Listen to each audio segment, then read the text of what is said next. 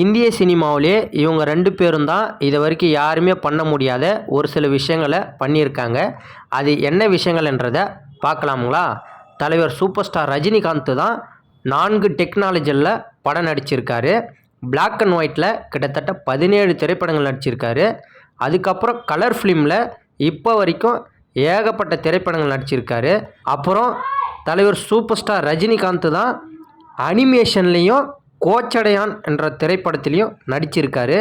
அதே தலைவர் super star Rajinikanth தான் 3D டெக்னாலஜிலையும் 2.0 திரைப்படத்திலையும் நடிச்சிருக்காரு.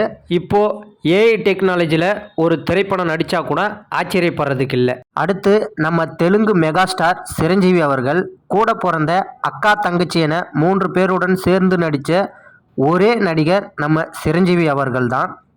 ரோஷினி கூட 1997 மாஸ்டர்னு ஒரு மூவியில் நடிச்சிருக்காரு. அடுத்து நக்மா கூட 1992 கரணமொக்கடு என்ற ஒரு திரைப்படத்திலையும் நடிச்சிருக்காரு.